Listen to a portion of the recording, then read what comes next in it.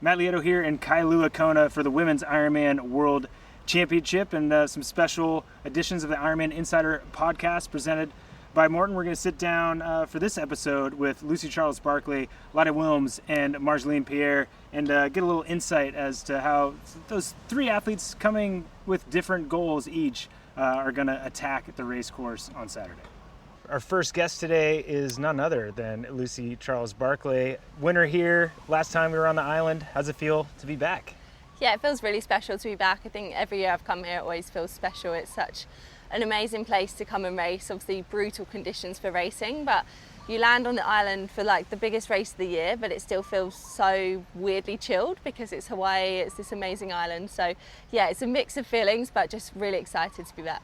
Yeah, and how different is it coming back with the title that you earned 2 years ago versus always wanting to step up from that second place the years prior? It has to be a little bit different of a vibe for you. Yeah, I think obviously winning in 2023 lifted such a massive weight off of my shoulders. I've been trying to win the race since 2017 when I first came to the island, and racking up those 4 second place finishes was amazing, but also really tough as well. So to get that win was incredible, and to come back being the last person to win here does have a special feeling. It also feels like less pressure because before I was so desperate to get the win, whereas this time I'm like, I have done it, so I feel like I can possibly enjoy the race a bit more and still want to obviously deliver my best performance that I can, but I don't feel so stressed about the outcome at the end of the day. Yeah, that's awesome. And to me it's interesting, I was looking at your results and you have a lot of time in between Ironman races and Ironman wins. I want to say, looking back, it's like maybe since 2020 you've only done like 4 Ironman races. What is it about how you set up your season? Is it around making sure you're healthy, not injured, and consistent? But it seems like every time you start an Ironman, you win it, essentially, over the last 4 years. Yeah, I think obviously the last few years I've had a lot of injury struggles, some health issues, and it's kind of been about just trying to stay as healthy as possible and then peak for the biggest race of the year, which is always Kona. So I always gear every season around this race, trying to peak for the big one, and whether that means obviously doing an Ironman to validate, to qualify, or yeah, trying to kind of limit my body stresses. Whereas this year I've raced a bit more, I've been a lot healthier, so I feel like we've been always gearing up to this race, building to this one, but every race has been pretty good and like a great stepping stone leading into Kona. Yeah, I mean, it seems like, you know, from the outside looking in, it's maybe one of your best lead-ins to World Championship as far as consistency and performance. That has to give you a little different confidence coming in. Yeah, definitely. I think looking back at my training over the last couple of years, there's been weeks and weeks with 0 kilometers of running, whereas this year I haven't had 1 week like that. I've had a consistent year all year. I've been healthy all year, and hopefully that's going to lead to something good. I feel like it almost deserves to lead to something good because it's been like a hiccup-free year, no issues. But we have to see. Race day is always race day, anything can happen. But I definitely feel very confident. I'm very healthy, and with that I feel quite relaxed, really happy, and yeah, just excited to see what I can actually do. Yeah, and what do you think's been the biggest factor as far as that consistency with health? I know you were diagnosed with celiac. Has that been a big part of it, or just learning from past mistakes? Yeah, I think the biggest thing was getting the celiac diagnosis at the beginning of last year, and I think I was quite naive at the time. I thought, oh, I've got the diagnosis, I'm healthy now, I'll be fine. And actually in reality it took almost a year to heal my body and get healthy and learn exactly what I needed to do. And people say, oh, it's so easy, just be gluten-free, but actually it is quite difficult. Like eating out is difficult, having food prepared for you is quite stressful. So all of these things have been quite a steep learning curve, and I think it's taken time, but my body has got healthy again. I've been able to be consistent, kind of just layer training on training on training, and then do back-to-back racing that I haven't been able to do before. Like this year I did a race 6 days after another one, which years before would have been impossible. So I feel like we're really reaping the rewards of having a healthy body and yeah, finally getting on top of it. Yeah, that's awesome. And you know, talking about injuries, I'd be remiss if I didn't talk about Kona 2 years ago when you won. Like, we've talked about this a lot. Like, I am still in shock and awe from that performance. Watching you, hearing from Reese that you had a calf injury and you were struggling in the run, and then getting behind you on the motorcycle, and there was no way for me to tell that you were hurting. But then after the race, you couldn't stink and walk for like a week, right? Like, yeah. talk us through how you were able to push through that pain. Because if anybody's ever had a soleus or calf injury, like running a step without limping is incredibly hard, and you were able to finish off a victory at a world championship.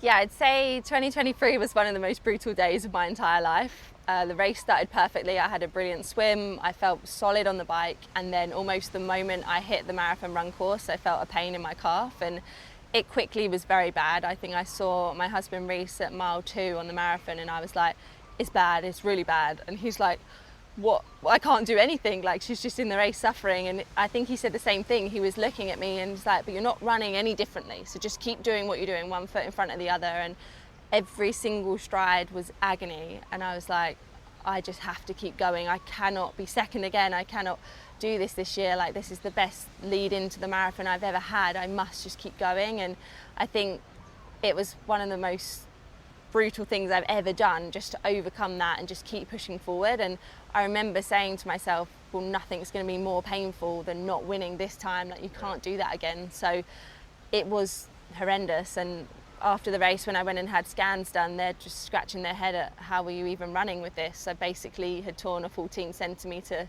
tear in my left calf. It basically unzipped the whole way throughout the marathon.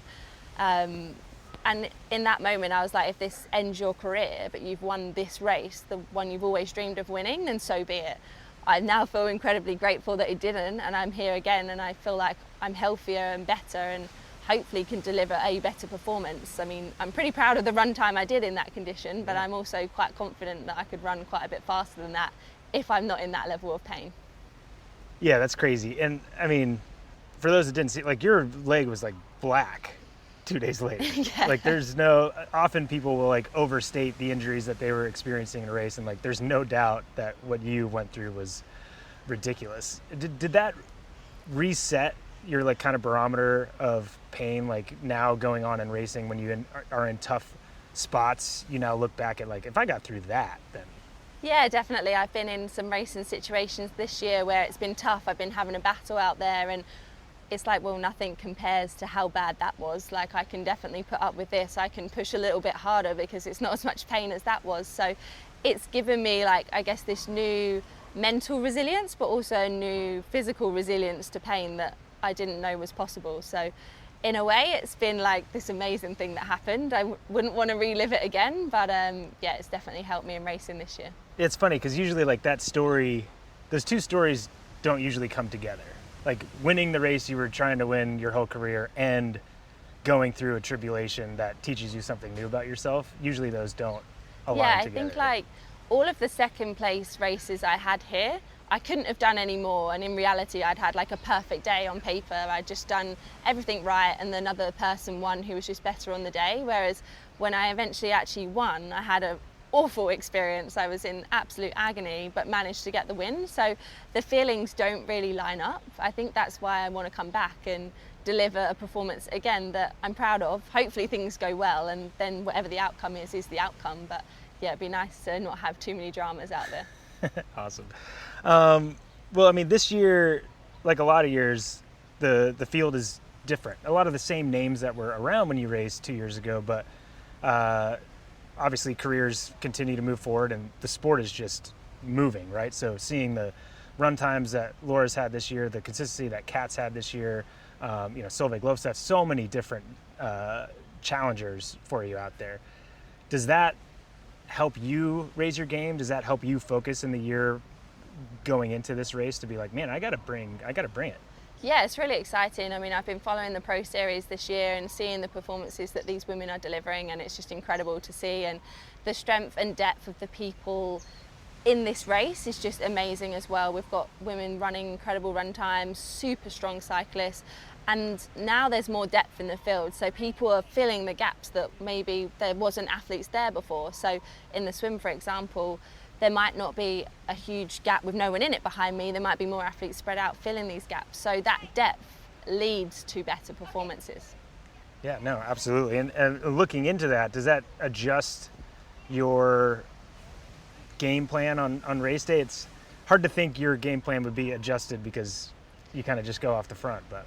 Yeah, I think all year I've been focusing on just trying to be stronger across all 3 disciplines, and that's what's going to be required to win here, and just looking more at myself, but obviously having one eye on the other girls, what they're doing, knowing, okay, realistically they can run this kind of time, so I think I can run this kind of time, I need this kind of gap off the bike. So working things out, but then race day's race day, and you have this perfect plan on paper and you always end up tearing it up midway through the race because things have changed. So I think it's nice to have a plan, but it's also nice to race very dynamically and just go with the race and see what happens, and that's more fun that way anyway. Right. And do you have any expectation that there's more opportunity for you to be around other women in this race? You just said that you can never have a plan and stick to it, but with the caliber, do you see anybody on your shoulder in the swim or early on the bike? Yeah, I think last time we were here, obviously Taylor wasn't too far behind on the bike, and she's so strong on the bike, so I wouldn't be surprised if she was riding up to me. Obviously Solvik is super strong on the bike, and we did the Haloa swim yesterday. She wasn't too far behind either, so I could be in company with some really strong riders on the bike, which I think would be amazing. It's pretty lonely out there and it's just me out front, so if I have those girls there for company, I think we could work really well together. And I know they're both really strong runners as well. We've got the strong runners like Kat and Laura behind us, so we don't want them catching up too much. So yeah, it's going to be really exciting. I think on that run the gaps may be smaller than usual. We're going to see bigger battles. Hopefully we see something like in Nice where the men came off 5 of them running together. I mean, as an athlete that's quite stressful, but we know the people watching are going to absolutely love that. Yeah, and it seems like everything you're saying with consistency and training and the length of time you've had since your last injury, that you would be more comfortable coming off the bike with others. I mean, I'd imagine you're ready to run your best marathon here ever. Yeah, I think this year I've kind of dabbled in some shorter distance racing. So I've been used to racing where the gaps are like 1 second. And you never have that on an Ironman. You're never really 1 second running with someone. But I've got really comfortable riding with other athletes, running with other athletes. So if that happens here, I know I'm comfortable in that situation. I back myself. I'm always someone who loves a battle. I want to make it hard for the other athletes. I think that's why I love my style of racing, going hard from the gun. I feel like I'm the one in control, putting everyone under pressure and trying to make it a hard day for everyone. I'm like, if I'm suffering, so is everyone else, and that brings me quite a lot of joy. So yeah, I'm really excited for that. I love the joy in making other people suffer. That's great.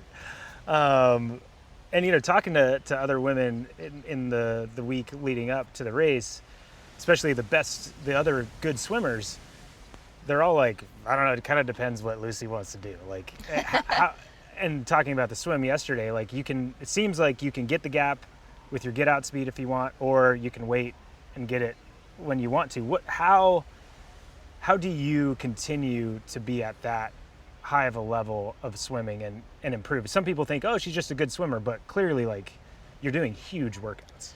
Yeah, I think obviously my background in swimming, I know what it takes to try and swim at the level almost required to go to the Olympic Games. So we will always train to that kind of level in swimming, and I really enjoy that. I want to work hard in the water. I feel like it's the one place where I can really push myself, really put myself in the hurt locker and see how hard I can go. And because I enjoy that so much, I'm able to get back in there, do it day after day and try and keep that level high. And also seeing all the other girls are trying to lift their swim game as well, it motivates me, because I'm like, no, I want to stay out in front. I want to be the person that's playing the game and doing what I do in the swim, and yeah, getting that lead off at the start, taking the pressure off, and yeah, having a bit more fun with the day.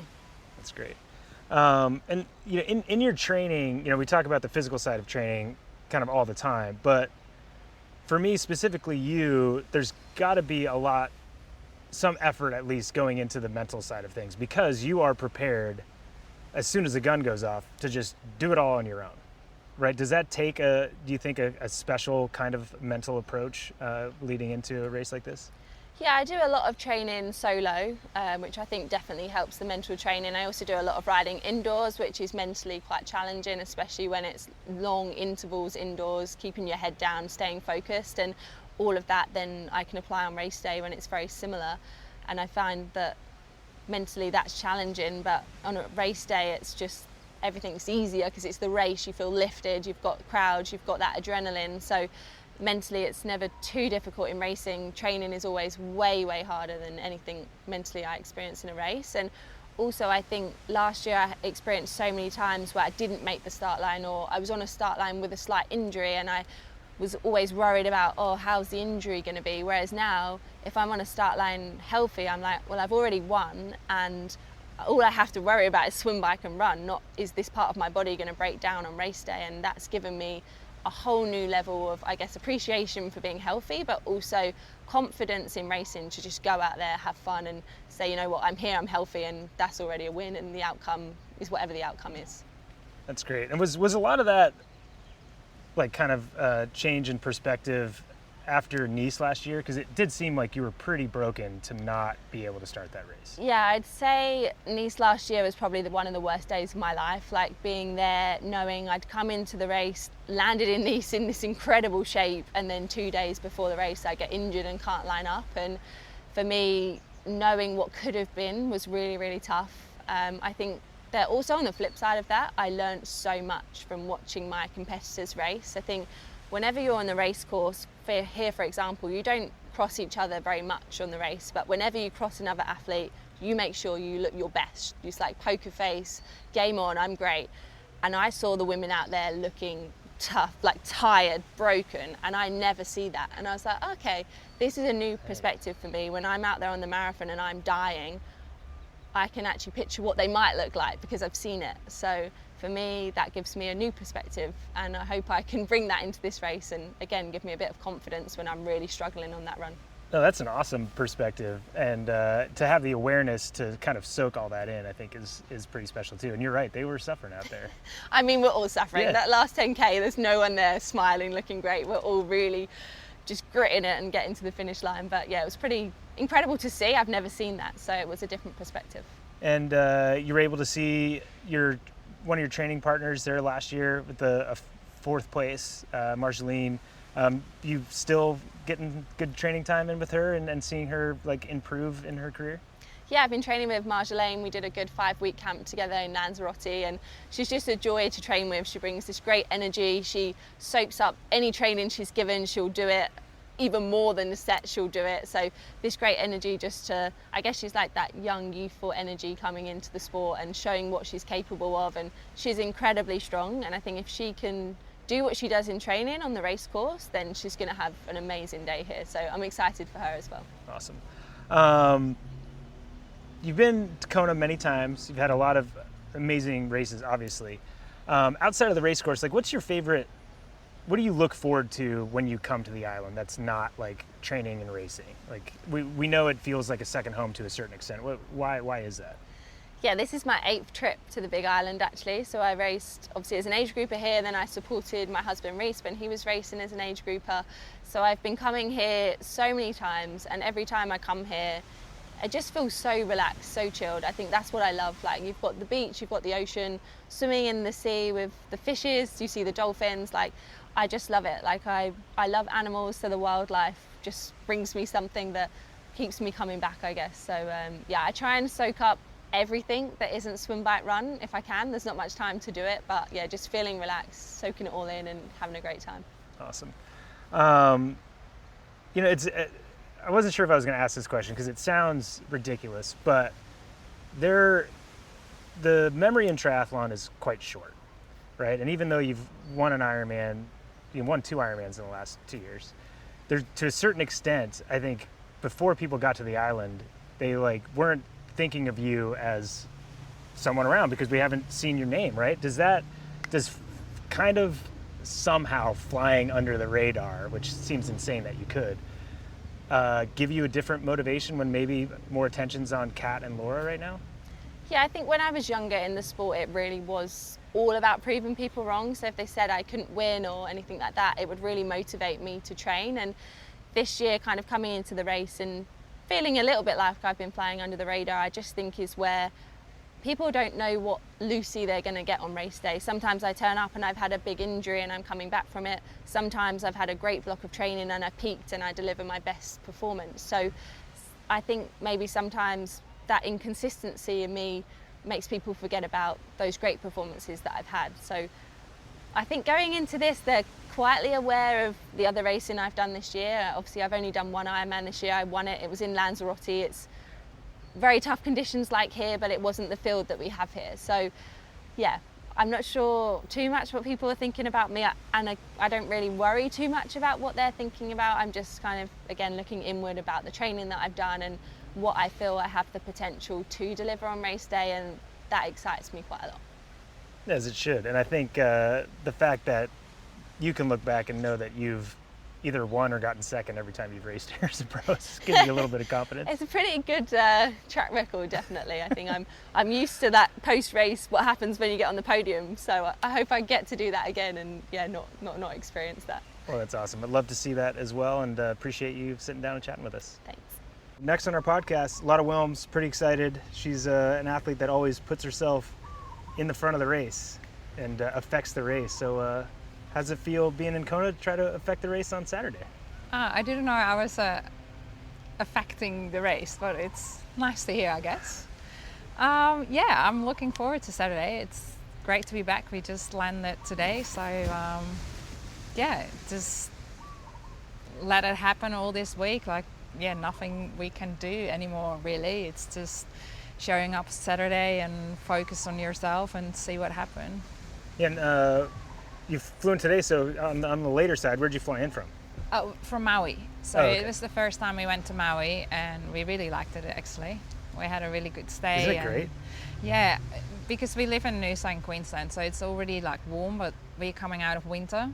So it felt like it was just really good flow over from kind of warm to warmer, and I believe here in Kona it's maybe a few degrees more warmer, but yeah, it was good. Whereabouts in Maui did you stay? Kihei, if I say it correct. Yeah. Yeah, Kihei. Kihei, yeah. Isn't the riding there just wonderful?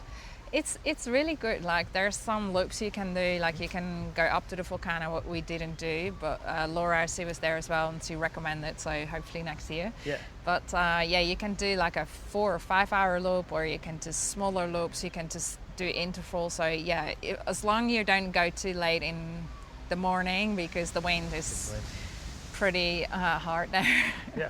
But yeah, and then there are 2 pools. You can go to the airport, it's the 50-meter pool, awesome. or yeah, in Kihei, it's the 25 yards. So it was great too. They even have a run track, but I didn't check it. Yeah. But the running was good. The whole atmosphere, the people were nice. So yeah, we really enjoyed it. Yeah, that's great. Yeah. And what's the reason? And a few athletes have been doing it over the last few years. And like I said, I love the riding in Maui, and it's great to get something different. But what was your reason for going there to get acclimated instead of coming to Kona? Oh, I think for me, I always like to be just on my own kind of a thing. So I know it's get really hectic here, and also next year with the males coming and women coming back together. So I expect that it's even going to be more hectic. So we really wanted to try, same climate, and close to Kona, but just more on ourselves. Yeah, I just like to stay away from distractions, and I get really quickly distracted by other factors. So yeah, it's nice. We felt like besides Laura there was just nobody, so I felt like I was a nobody there. Just do my training, just do whatever I do when I'm at home, basically. Yeah, and kind of have like a new fresh experience to a certain extent. Oh yeah, right? Absolutely. Like I'd never been there before, so we didn't really know what to expect, but we really liked it. So yeah, we might go back there next year. Yeah, awesome. So your year didn't start off ideally. You had shingles. Yes. Sounds like, right? How difficult was it to bounce back from that? Well, the difficulty was that first of all, I never heard from shingles. I didn't even knew it existed till I had it, and then it was limited information, especially for athletes or younger people, how to deal with it and what to do. So there is a Dutch bike rider who overcomes shingles as well, like I think just 6 months before me. So I contacted him and asked him his experience and what they did, and obviously he got a whole professional team around him. So what they did was really focusing on the HRV, and I was tracking my HRV as well a lot, and I could see it was so out of range. So he said like they just did really light training till the HRV was starting recovering and giving the right numbers again. So that's basically what we did as well.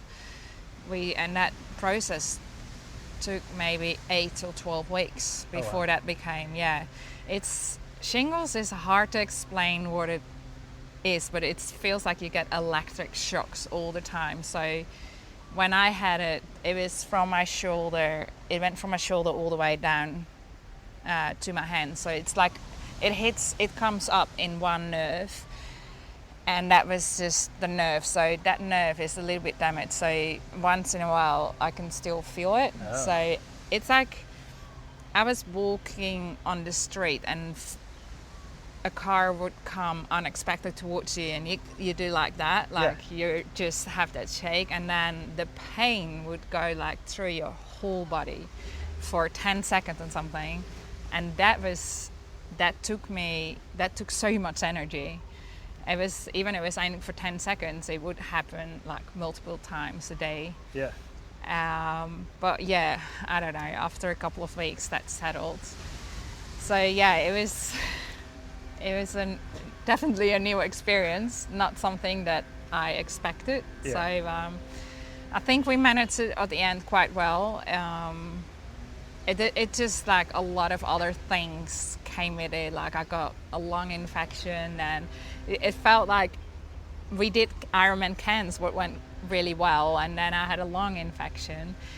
And then leading up to Ironman Lake Placid, it was just really hard to race really well there as well, with having that on top of it.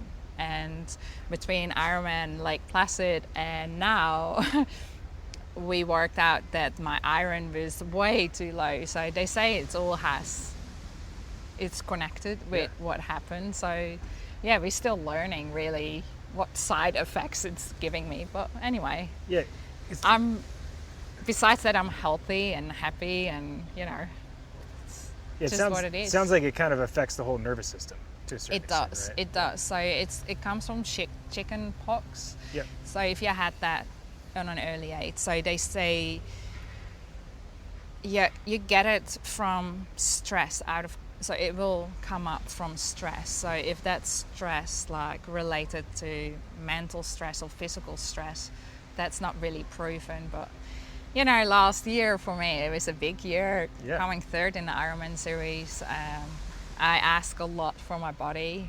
And then maybe there's just other small things that happen, and it just exposed. It just happened after my off season. So maybe my body was just like, oh, this is nice. No training, no any. So. Well, I mean, I will say, looking at your results, you did an amazing job in spite of all that, right? Like clearly Placid, the result wasn't what you wanted, and maybe there's not as many results as you'd like, but it's honestly really, I didn't know it was that much of a struggle, and it's quite impressive that you were able to pull that much of a season together. And Cairns was a fantastic race. Oh yeah, Cairns was really good, and it was for me like really a signal that you can get something, you can overcome it, you can work with it. You just need to have the patience and believe that you will get over it, and just try again.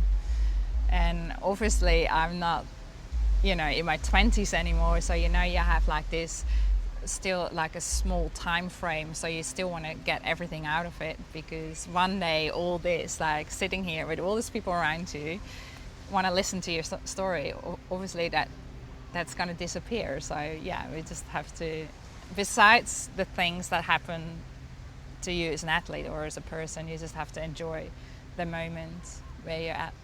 Yeah, that's great. And you pushed back a little bit on the affecting the race type as a racer, and I think like Cairns showed, right? Like you went straight out for that race and went to the front, and it's quite a battle. Like I think you ended up only just a minute or so behind Hannah Berry in the end for second place. Like, well, Cairns, it's a lot of. It was a really nice race. Like we really enjoyed it as a team, and me as myself. Like podium was just great. Then I got all this attention with the media about losing my watch in T2. Yeah. Yeah, it was definitely a great day, but yeah, that I think that would have cost me maybe one spot, but it didn't really matter at the end for me. It was like, I'm here to show myself that I can still perform. Yeah. So yeah, that the watch, obviously there are a lot of opinions about it, and at that moment for me that was the right decision, and I wanted to stick to it. Yeah. And I remember as well standing there and I was like, I can't give up this decision now because I'm already wasting maybe 50 or 60 seconds. Yeah. Yeah, and it's funny, I wasn't going to ask you about that, but I was on the commentary Oh, team yeah, for that, right? yeah.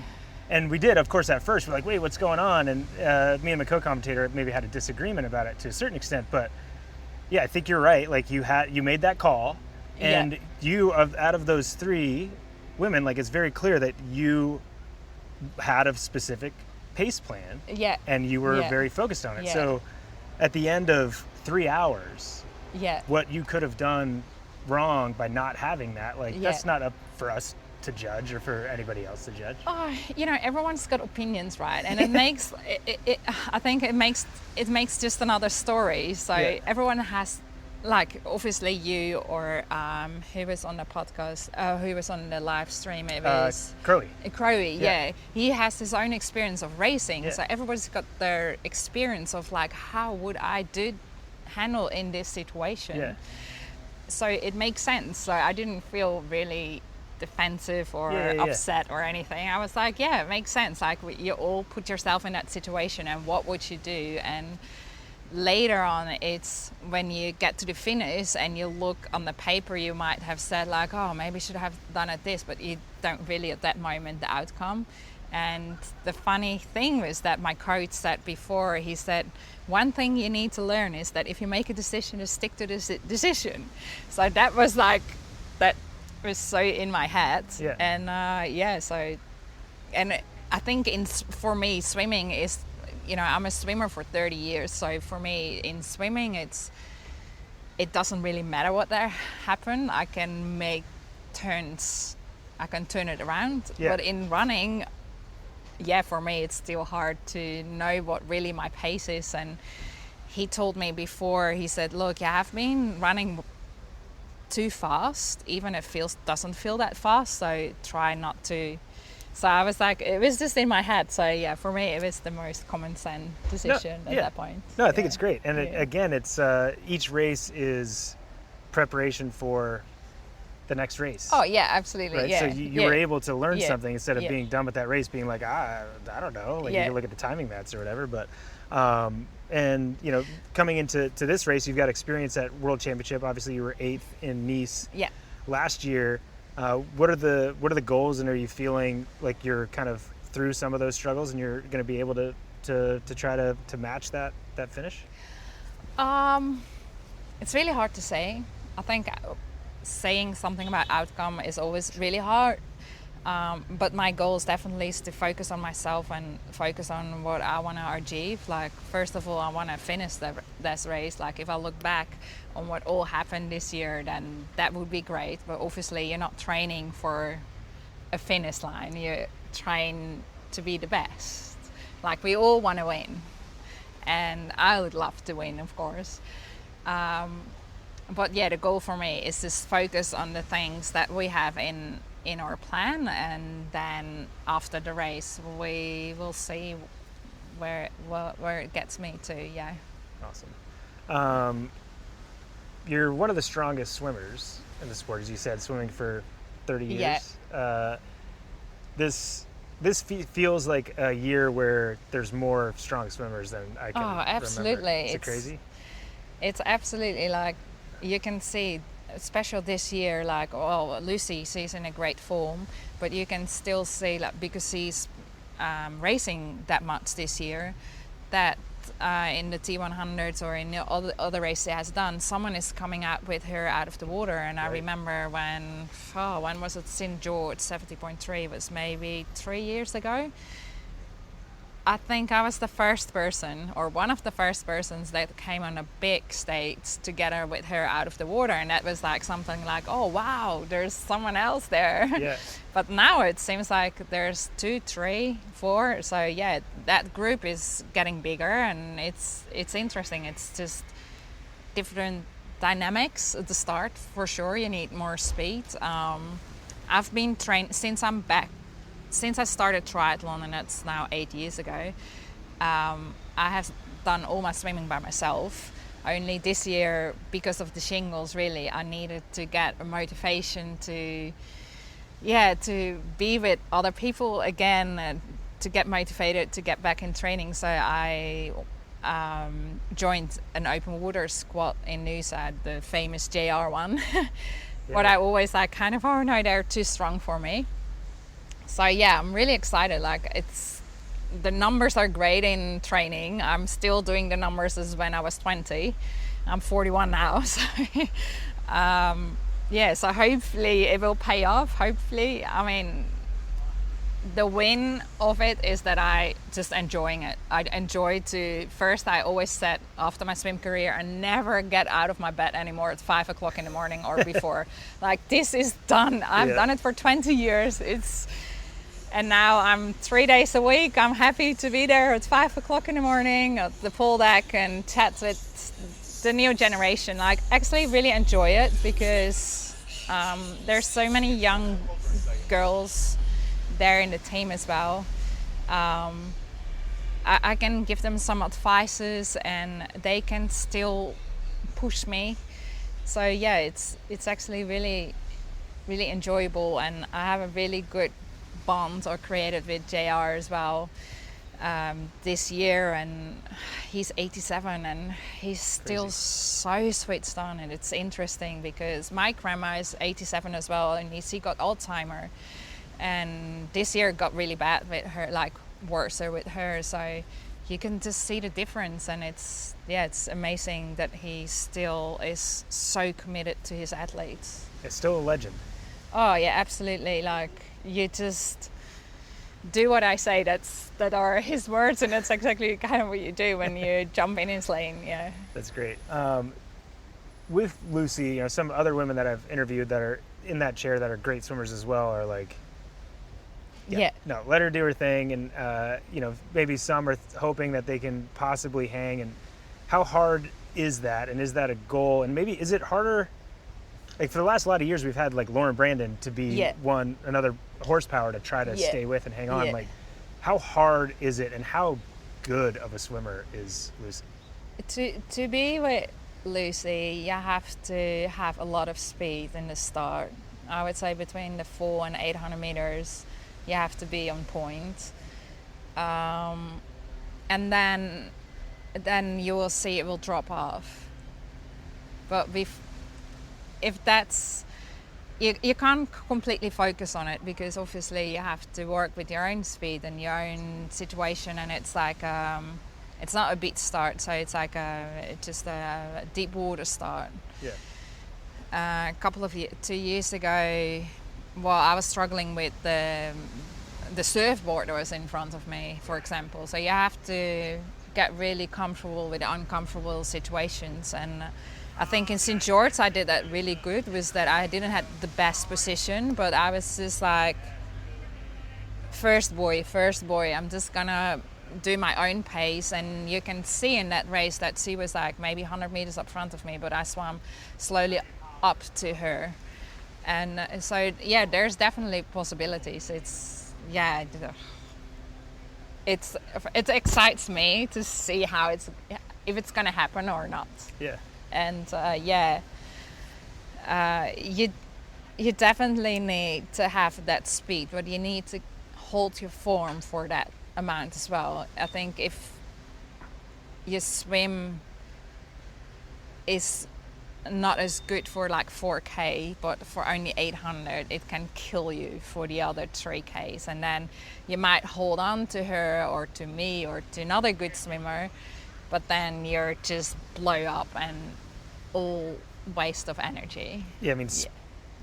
doing a max effort for the first 5 minutes of an Ironman probably isn't Obviously, the best everyone thing. can do like a 50-meter effort, Yeah. and especially in a deep water start, it's really hard to get in that speed, so that takes a little bit more time. So maybe that's good for maybe the less like the slower swimmers, but it's more what's coming after that. And then holding your pace, and you can see Lucy, she loves to be in open water. She's an open water swimmer. I'm a 100, 200, 400 freestyler, always swam in the pool. So yeah, there's definitely like difference, but it's still exciting. Yeah. Awesome. This is a big race, and obviously with the season that you've had, it seems like it's allowed you to focus on the little things to a certain extent, right? What do you think that focus on the little things will do to help you in your performance here on Saturday, in your experience here? I think when you focus on the little things, it's mostly you need to be patient, because little things goes really slow as well. The process is really slow, and you just have to wait and see if it pays off. If you have like a little niggle, little injury, and you can still kind of work with it, and your body is like good enough to race, and then you need to find out like, is that going to be good enough for 8 or 9 hours? I'm just thinking about what kind of little things I've been focusing on this year. Well, for me, little things is like joining a swim squad was for me big, but it's like just a little thing. I think for me, being a swimmer for 30 years, you can still improve, only a certain amount. So for me, it was more the enjoyment and just the excitement that I could get out of it.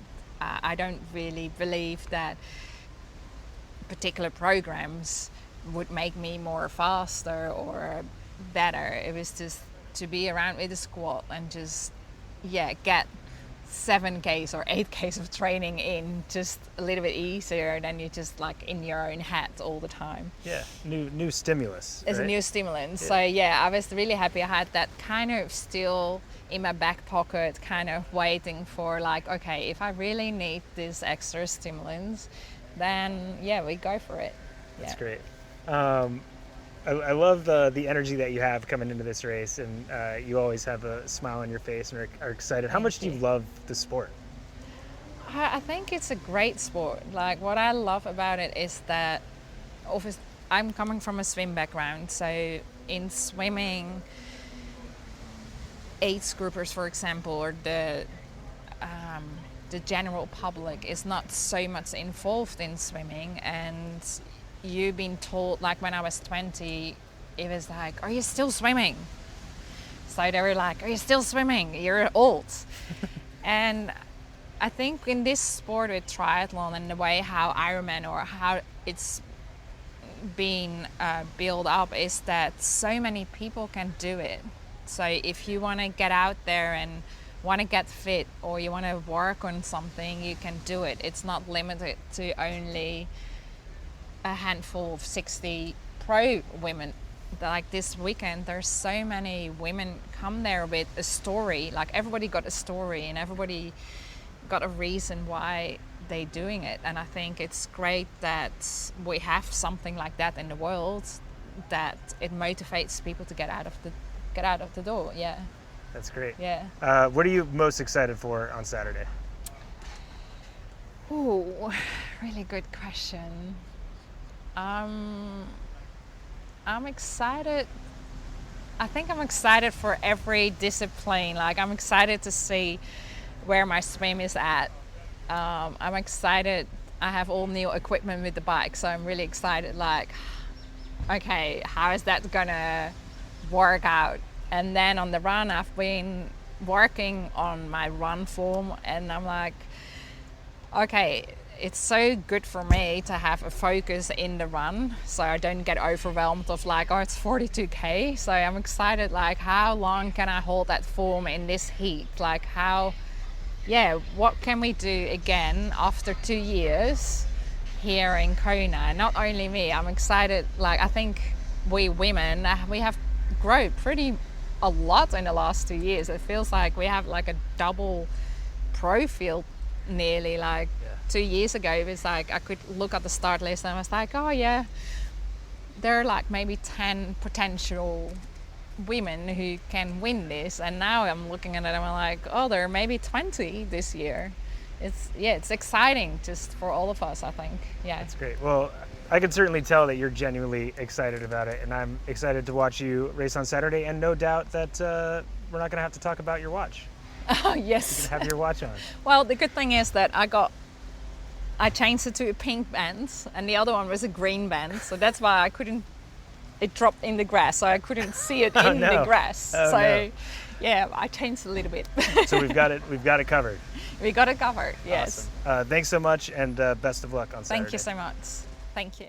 Next on our podcast is Marjolaine Pierré, and pretty excited to see her in Kona racing. Are you excited to be here racing in Kona? Yeah, super excited. It's my first time racing. I went there in 2022 to support, and to be here and race myself, it's like crazy. Yeah, at this point, which role do you like better? I don't really like to. I like to support the other, but when it's my sport, it's strange because if I support it, it's because I'm injured. So I don't really like it. I prefer to be. I think you are less stressed if you are in the race, because being a supporter is so much stress. All day long, you need to be with the tracker, and you are like, okay, he's all right, everything is fine, no puncture. So it's so stressful. So maybe race is better. I agree. I think it's way more stressful watching and supporting a race. Yeah. That's funny.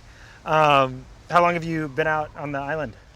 We arrived on the 24th of September, so quite a long way before the race.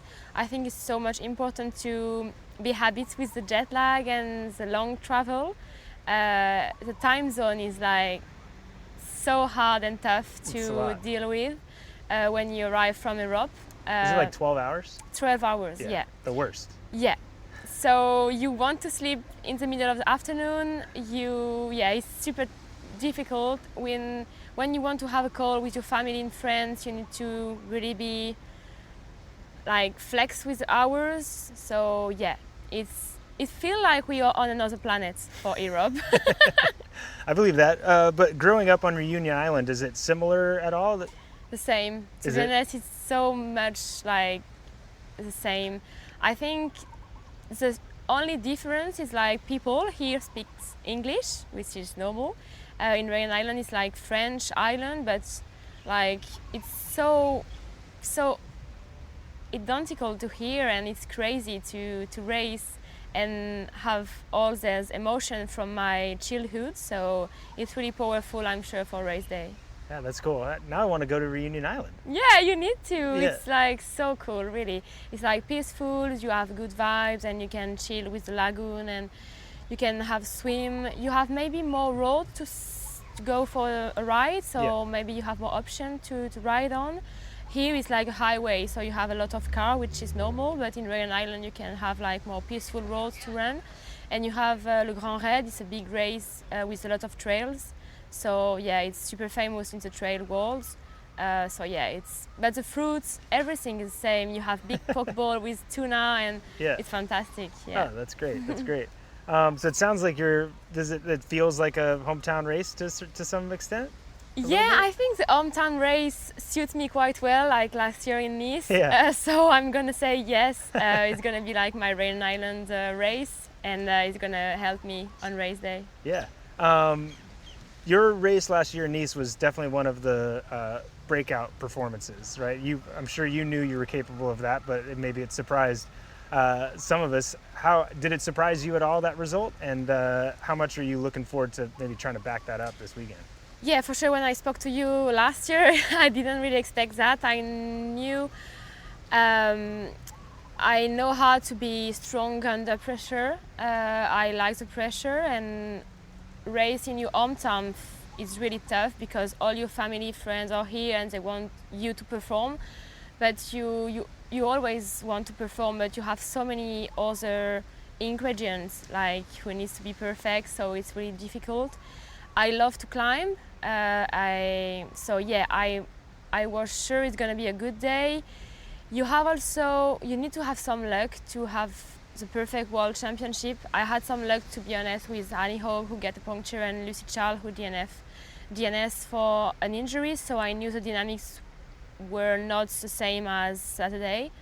To be in the front, I experienced that on some races. It gives you wings, to be honest. I love to be in the front.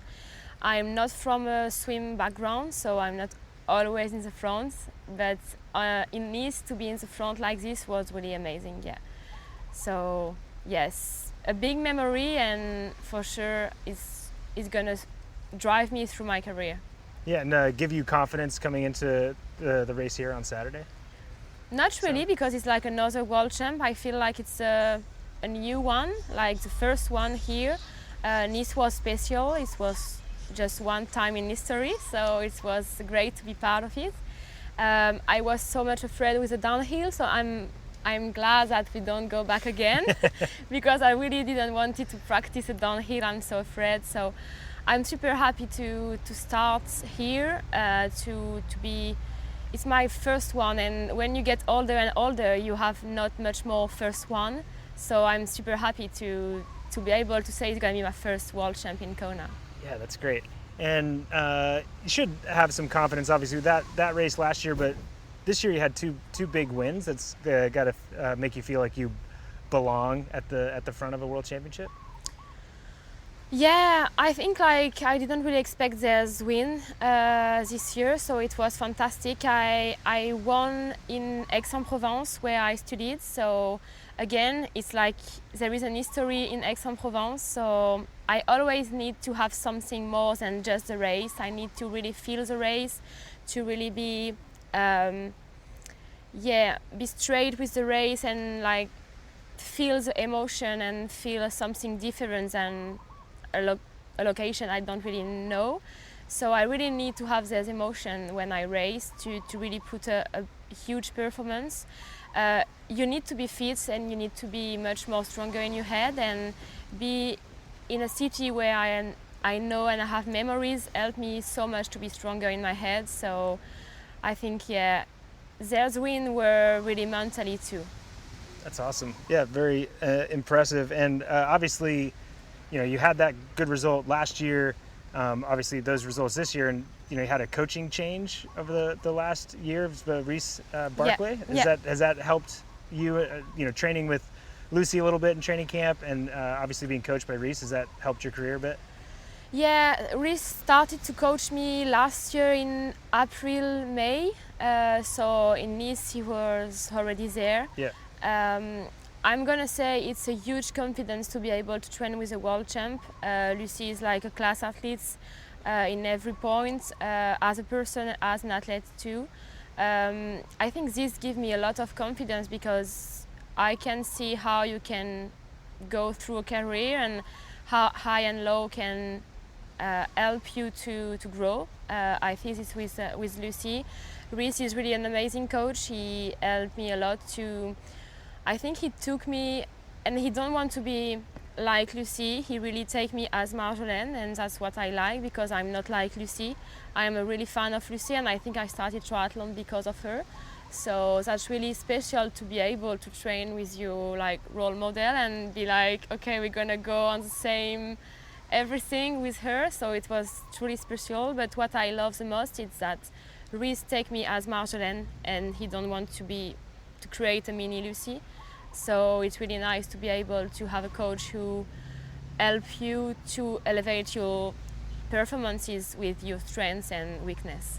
Yeah, that's I didn't know that. That's amazing that Lucy was part of the reason you started the sport. Yeah, I think she really helps sports in social media, on YouTube and all these platforms. She really puts picture also, not just performance. She was like a super amazing athlete, but she also work a lot on the other part of what you need as an athlete. It's like a crew with media and what IRONMAN made for the race. You need to have these to feel like there is a community around you, and she was really the first who made this. And I really see with her like you can be a woman and perform in the sport. It's not like, for me triathlon was like for men, to be honest. It was like you need to have power, you need to go hard, you need to push yourself, but in a man way. Yeah.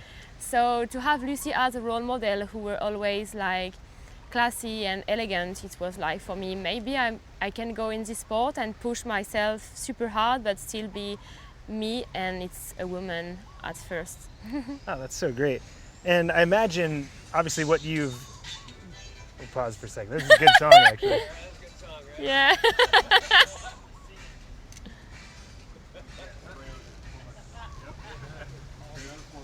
I hope you're gonna be there on Harley Drive. So good.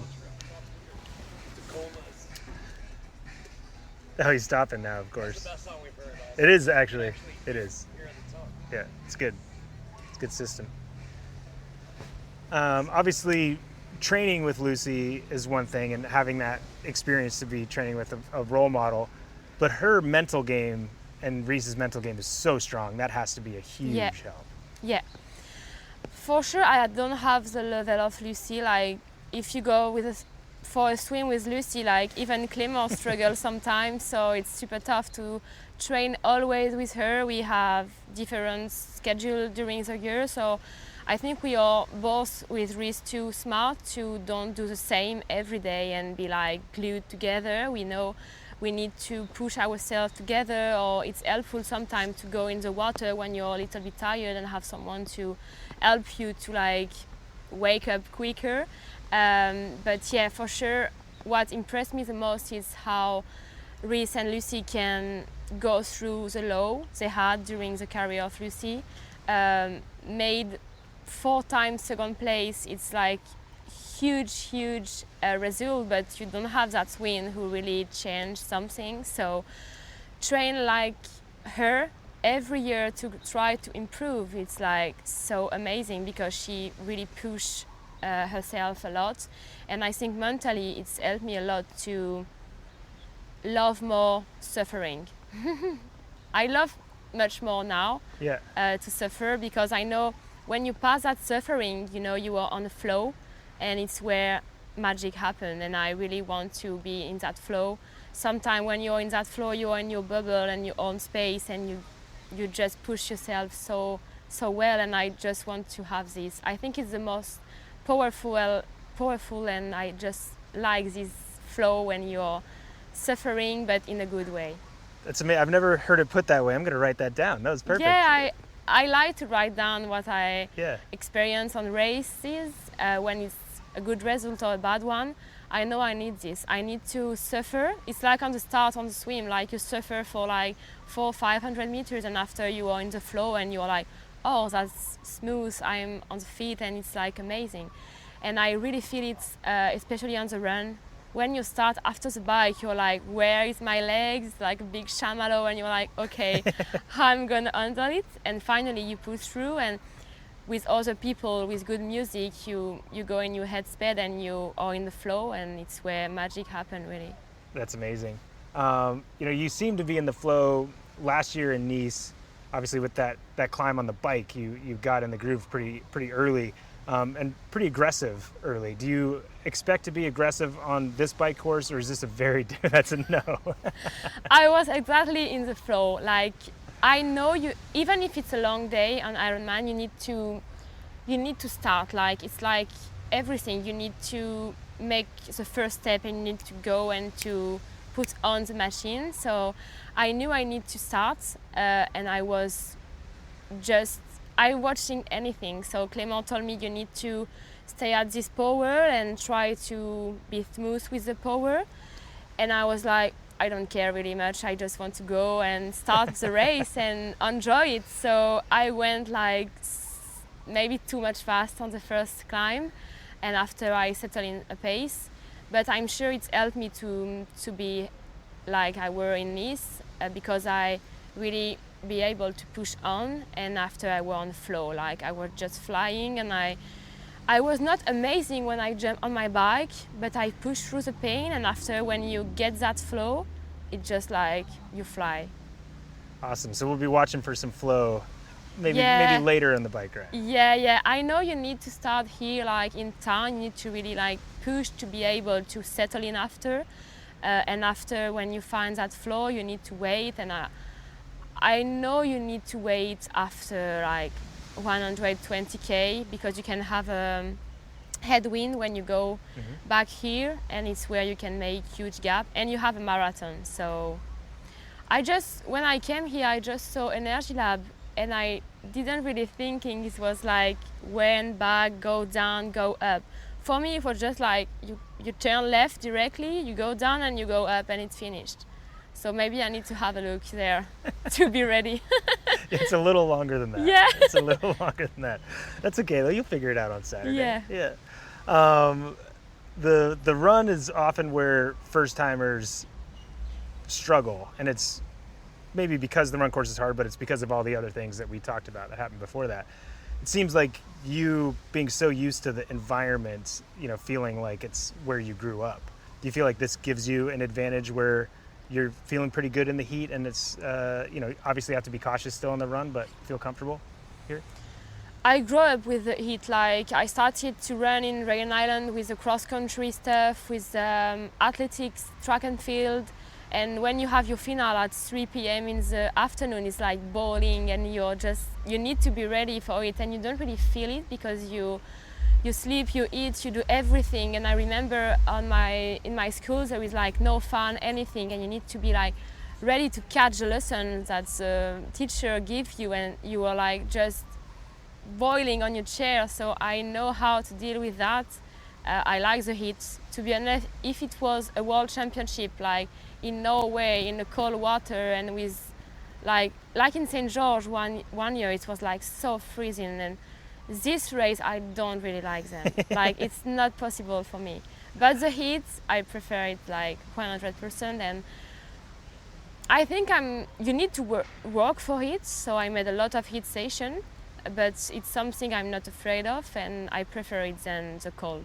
So. Noted. No cold races for Marjolaine. No. I can't. St. George, like it was so terrible. Yeah, I remember seeing you on the moto, and you looked very cold. Yeah, I think I find back my foot during the run after 10K, and you run on your tibia, and you're like, where is my hand? Where is my foot? Like, I don't really like these races. I just can't. I hope Marbella are gonna be not too cold this year. A little warmer than St. George? Yeah. That's great. Well, you're not going to have any trouble being cold on Saturday. No. How excited are you for your first Kona? It's an Ironman. It's just my fourth one. So I don't really make a lot of Ironman. I'm afraid with the distance for sure. Here it's much more difficult because everything looks super tough. The stack field is like super deep. The result I made last year is difficult too because you always want to be better, but the fourth place I made, I think I need to erase this place of my head because it's a new race, new environment, new people, new athletes, and everything is possible with all this. So maybe I just want to be at my best, to be honest. I need to really erase the race in Nice because it's put maybe too much expectation on a race which is different, so I can't really compare the race in Nice. I really want to perform at my best. I put a lot of work with Lucy and Reese, so it's difficult when it's not really paid off because I work really a lot. I need to recover too because it were a lot. So yeah, I want to really perform at my best. I say to Clément, if I underperform, it's gonna be really tough to don't cry for a long time. So I hope to don't cry after Saturday. Cry with like good emotion, but not bad emotions.